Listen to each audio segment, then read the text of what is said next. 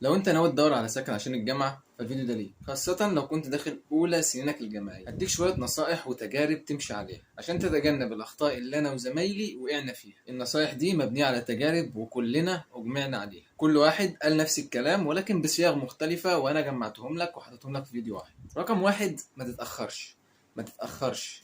دور على سكن بدري، لأنك لو حاولت تدور على سكن بعد ما الدراسة بدأت أو قريب من بدء الدراسة هتتعب، وهتلاقي السكن كله اتملى، والناس النظيفة اللي انت ممكن تقعد معاهم هيكونوا حجز سواء قدك او اكبر منك. وطبعا انت هتكون رايح الجامعة على الابيض من غير خطة ومن غير ما تكون حاجز سكن، وطبعا ما انتش عارف حد ولا حد يعرفك ولا عندك علاقات ممكن تجيب لك سكن بسرعة. وحتى لو لقيت سكن بالصدفة فغالبا السكن ده يا اما مش هيعجبك يا اما الناس اللي انت قاعد معاهم مش هيعجبوك، الا اذا بقى ربنا وفقك ومشيت معاك حلاوه. وطبعا لما ما تبقاش مبسوط في السكن وتبقى عندك توترات سواء جبت او ما جبتش، طبعا لو جبت مش هيبقى الموضوع سالك معاك يعني، فبالتالي هيبقى الموضوع بالنسبه لك في الجامعه صعب، فهيأثر على مستواك الجامعي، فبالتالي هتكره الجامعة وهتكره عيشتك، فبالتالي مستواك الدراسي هيقل. فابدأ بدري ودور على سكن بدري. طيب يا عم خلاص انا مش هتأخر، انا دلوقتي جاهز اهو وعاوز اجيب سكن. نصيحة رقم اتنين، ما تمشيش من غير خطة،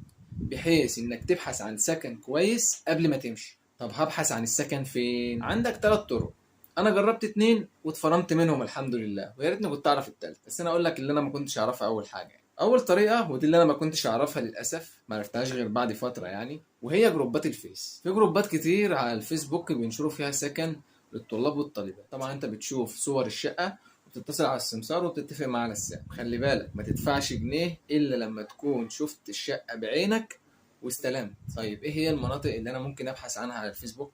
عندك الحي السادس، الحي السابع، الزهراء، التبة، المقاولين، وعندي نادي السكة، وفي مناطق كتير ولكن دول اقربهم يعني واشهرهم. ممكن بعد كده نبقى نعمل فيديو عن ايه اللي بيميز كل منطقة ونبحث يعني ونسأل الناس ونشوف تجاربهم وكده يعني، ولكن خلينا دلوقتي نركز على الاساسيات. رقم اتنين وهي انك تكلم واحد اكبر منك، شوف لو معاه مكان فاضي وتروح معاه، ده هيبقى طبعا اريح لك في البداية. ولكن طبعا ده للاسف ما نفعنيش، لان انا طبعا كنت بدور متاخر، وطبعا الناس اللي في سنه تانية وتالتة ورابعه بيكونوا اصلا قبلها باسبوعين 3 4 5 عارفين هم هيروحوا يسكنوا فين ومتفقين مع الراجل وكل حاجه ويكونوا كاملين.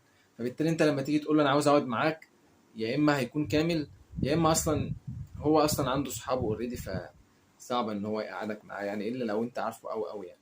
وده برضه هيرجعنا لنفس النقطه، ابدا بدري. رقم ثلاثة بقى وهي انك تنزل تدور بنفسك، ودي الطريقه اللي انا جبت بيها السكن. انا تقريبا نزلت اول واحد في دفعتي ادور على سكن، وكنت برضه في الاخر متاخر يعني. انا نزلت ادور على سكن قبل ما التنسيق ينزل بيومين ثلاثه يعني، قبل اصلا ما اعرف الكليه بتاعتي هكون مقبول فيها ولا لا. بس انا طبعا عشان مجموعه كان معدي فكنت ضامن ان انا هبقى في القاهره، فرحت القاهره عشان ايه؟ ادور على السكن هناك. المصيبه بقى ان التنسيق بتاعنا كان نازل قبل الدراسه بيوم، يعني الدراسه كانت هتبدا 20/9، التنسيق بتاعنا نزل 19/9. يعني انا نازل يعتبر متاخر ولكن بدري بالنسبه للدفعه بتاعتي. طبعا الدفعه بتاعتي بقى ايه، او في ناس يعني طبعا نزلوا بدري معايا، ولكن في معظم الناس قعدوا يلبخوا بقى بعد ما الدراسه بدات وقالوا ان الدراسه بدات في 20/9. طبعا هي بدات 20/9 رسميا، ولكن هم علشان يراعوا الناس اللي في سنه اولى ان التنسيق بتاعهم نزل متاخر، فقال لك ان الدراسه هتبدا من 10، وكمان الدراسه ما بداتش من 10، بدات من نص 10 كمان يعني.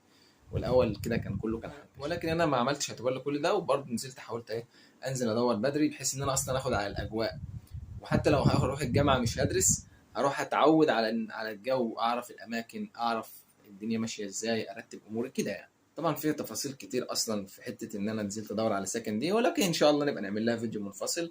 وانا الميزه بتاعت الفيديو ده ان انا اصلا موثق المواقف اللي حصلت معايا، كنت بصورها فيديو. طبعا العيال كانوا مفكريني اهبل، بتصور ايه يا ابني؟ بقول لهم هتعرفوا انا بصور كده ليه، ودلوقتي هم عرفوا ان انا بصور ليه.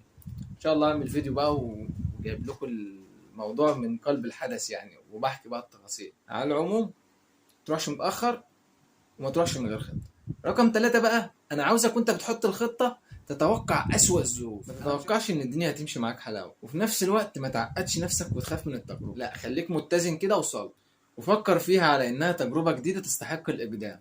رقم أربعة، ما تحاولش ما تغلطش، كلنا غلطنا مفيش حد ما بيغلطش، ولو انا ما حصلش معايا غلطات مش هطلع اقول لك اعمل كذا وما تعملش كذا، لان انا اصلا انا بكلمك بناء على غلطات حصلت لي، اتوجعت منها، اتعلمت منها، فانا طالع اقول لك علشان تتجنب هذه الغلطات.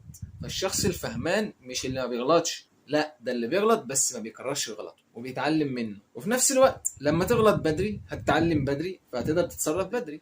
اما لو حاولت تتجنب الغلط دايما دايما كده وتتجنب انك تخطئ، هيجي بقى عليك في وقت معين كده، في وقت حرج، تكون مثلا بغل كده متجوز او في موقف جد، ومثلا بتدور على سكن ومش عارف، شكلك وحش قوي.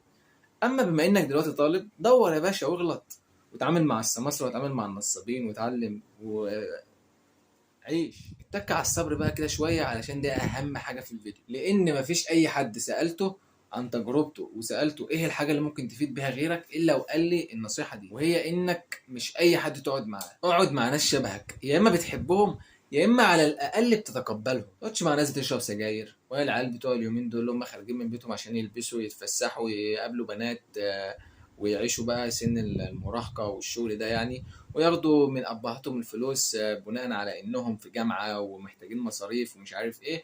هم أصلا بياخدوا الفلوس يروحوا يصرفوها على حاجات تانية ملهاش علاقة أصلا بالجامعة. هي مش فسحة حضرتك، أنت داخل الجامعة. أيام الجامعة إحنا بنقول هي جميلة، مش جميلة علشان إحنا بنتصرمح فيها، هي جميلة علشان أنت بتقابل ناس كتير مختلفة من جميع نواحي الجمهورية، وبتكتسب تجارب كتير بتخليك تحس إن فعلا أنت بقيت شخصية مختلفة وبتغير شخصيتك.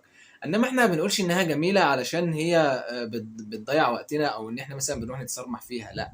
طبعا في ناس بتقول كده ومقتنعه بكده، ولكن انا بالنسبه لي ما تضيعش وقتك. افتكر انك رايح تدرس مش علشان تعيش شبابك زي ما هم بيقولوا، يعني اللي هو احنا بنعيش شبابنا. يعني انت رايح علشان تدرس، واخد شنطتك ورايح مكان تاني بتتغرب فيه، ومسافر واخد من ابوك فلوس علشان خاطر تدرس، مش عشان خاطر كل الهلس ده. انت حاليا في مرحله بناء مش مرحله هدم. مرحله بناء يعني انك تركز في دراستك وتركز في مهاراتك اللي لازم تطورها وتركز في صفاتك اللي لازم تغيرها، مش مرحله هدم. احنا في مرحله بناء مش مرحله هدم. مرحله الهدم هي الناس اللي بيقول لك ايه، انا عاوز اعيش شبابي ده بقى، ويبدا يعمل اللي هو عاوزه ويفجر بعد ما يروح الجامعه. ومستقبلك بيعتمد على المرحله دي بشكل كبير، فركز وفوق. كل حاجه انت بتعملها في السن ده بتبني مستقبلك. فلو حاجه سلبيه اكنها بتعمل رقعه في البناء بتاعك، ولو حاجه ايجابيه اكنها بتبقى لبنه او طوبه في البناء بتاعك. فيا تبني بناء صح، يا اما هترجع تشتكي من الظروف وتلوم الدنيا باللي فيها وتقعد تشتكي ان مفيش فرص عمل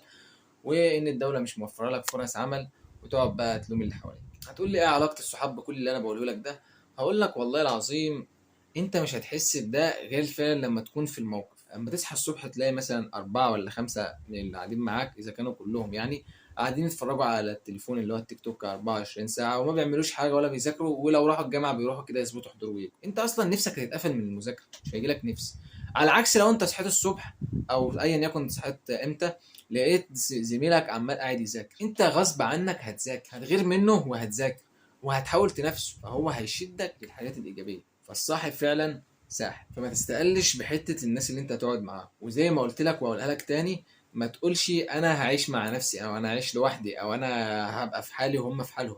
سيبك من الكلام ده خالص، الكلام ده مش واقعي. انت تبقى قاعد معاهم، هتشاركهم نفس الاكل، هتشاركهم نفس العادات، هتشاركهم نفس الاهتمامات، هتشاركهم كل حاجه، لان انت بتشوف خلقتهم كل يوم. فلازم تنتقي الناس اللي هتقعد معاهم علشان في الاخر ما تندمش وما يأثرش عليك سلبا. في الفيديو الجاي ان شاء الله هحكي قصتي وبعض القصص للناس زمايلي، والميزه في الفيديو ده ان انا هوريك بالصوت والصوره القصه من ارض الواقع. هوريك فيديوهات انا كنت مصورها اصلا من الحدث ذات نفسه وهحطها هنا في الفيديو.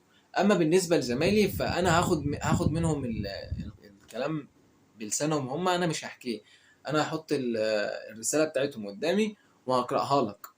فبحيث ان انا اقرا لك اصلا هو ايه بيفكر ازاي ومشاعره جايبه على ايه وطريقه تفكيره، وفي نفس الوقت الموقف زي ما هو حصل بالظبط من غير ما نقعد نجود يعني ونجيب حاجات من الشرق ومن الغرب. الفيديو ده كان تجميع لتجارب ناس، تمام، فانا طلعت منها الفايده والخلاصه وحطيتها لك في الفيديو. الفيديو الجاي بقى مش هيبقى نصايح، هتبقى قصص بحت ان شاء الله لو عشنا يعني. طيب بالنسبه بقى للجروبات اللي احنا اتكلمنا عنها ان انت تبحث عليها في السكن مش عارف ايه، فانا هحاول اسال عليها واحطها لك في التعليقات. وطبعا لو حد عارف جروب ولا حاجه ممكن يحط لنا اللينك بتاعه في التعليقات بحيث ان الناس كلها تستفيد يعني. انا كده كده مش مستفاد حاجه، انا بعمل كده علشان خاطر بس الناس تستفيد. سلام.